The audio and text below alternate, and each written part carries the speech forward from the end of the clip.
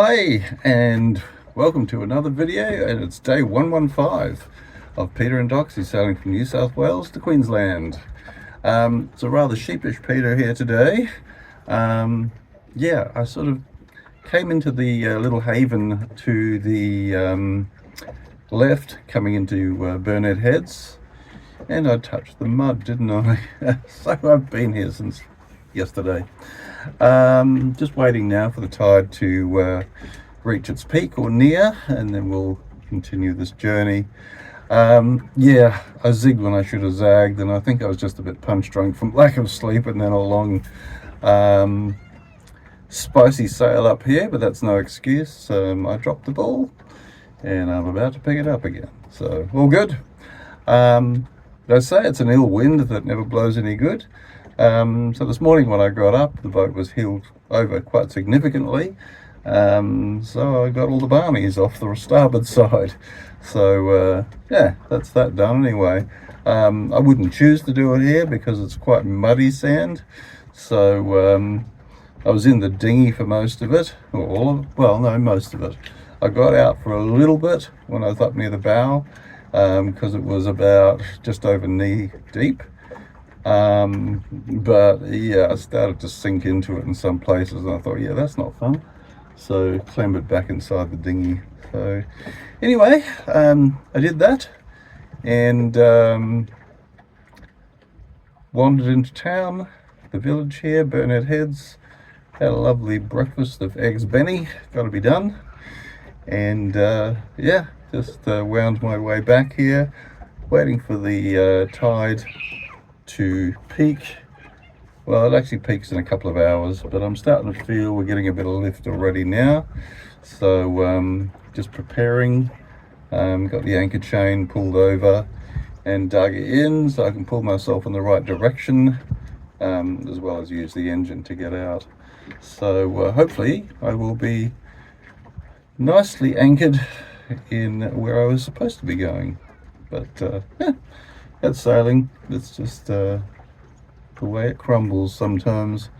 But yeah, some parts of this get stretched out and others not so much. So this was the not so much part.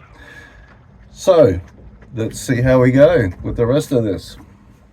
So this is how Doxie looked first thing this morning when I got up and got out onto the dinghy. Looking into the light now, you can't quite see so much, but yeah, she had a healthy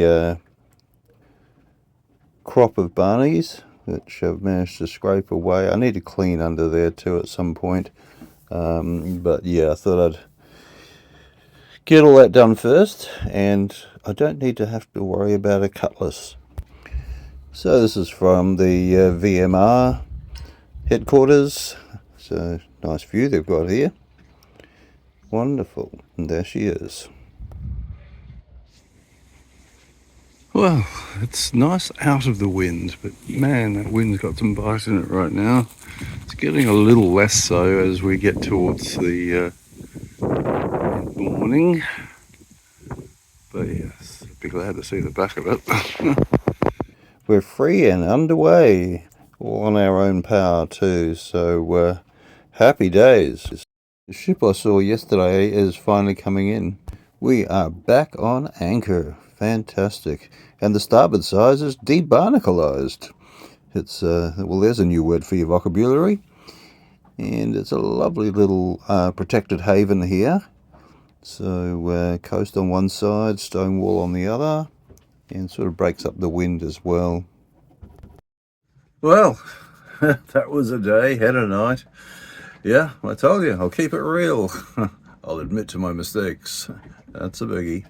Oh, it ended well, so, and I actually made a profit out of it by getting some barnacles away and being able to inspect around the prop and everything as well. So that was actually a bit of a bonus, to be honest. So yeah, as I said, it's an ill wind.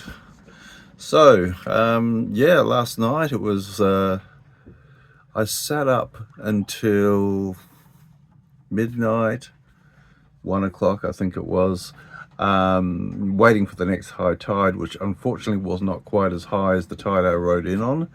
I was was about an hour or so, or two maybe, after full high, so at least I wasn't coming in on the full high tide yesterday. So yeah, it was interesting because I had to basically rest, so I sort of lay on the day bed, tried to grab a bit of a snooze until about 12 or 1 o'clock.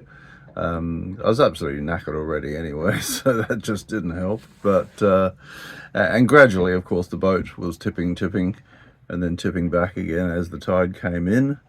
So yeah, I tried engine, well, in combination with the anchor. I had taken the anchor in the dinghy earlier in the evening or late in the afternoon, and positioned it in the direction that I wanted to pull Doxie should she come free. And it dug in quite well. In fact, it was quite an effort to get it up again, but that's a good problem to have. So yeah, I tried all that at midnight, 1 o'clock. Nothing happened, so I decided, okay, I've got to go to bed.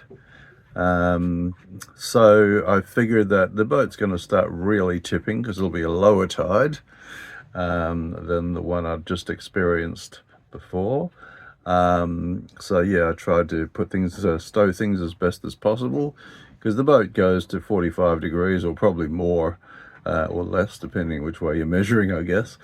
So yeah, in my pilot berth, I sort of propped myself in the corner, and eventually I went from lying on the bed to almost lying on the bulkhead. And bit by bit throughout those hours, I heard clunk, clonk, clink, things that I'd forgotten or had omitted to stow properly were slowly falling on the deck as the boat tipped further and further over. So it was quite an exercise to get up and get around the boat when I got up in the morning. So yeah, a bit of gymnastics going on there, acrobatics or whatever. So yeah, then I could just step into the dinghy basically off the side deck, and saw the barnies, and I thought, what an opportunity this is. So yeah, got into it, and here we are. So I intend to get a good sleep tonight, anchored nice and securely in this nice protected haven. So yeah, try and catch up with myself. Anyway, that is enough for me. I'm rambling because I'm just so sleep deprived now. So yeah, thank you for following.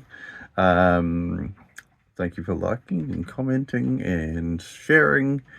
And we have hit 2,900 subscribers, so yay team. Yeah, I don't know, that last 100 has just taken a while. It goes in fits and starts, so there you go. Anyway, spotty useless for you. You're just here to watch the videos, and that's what counts. So this is Dord Raider, out.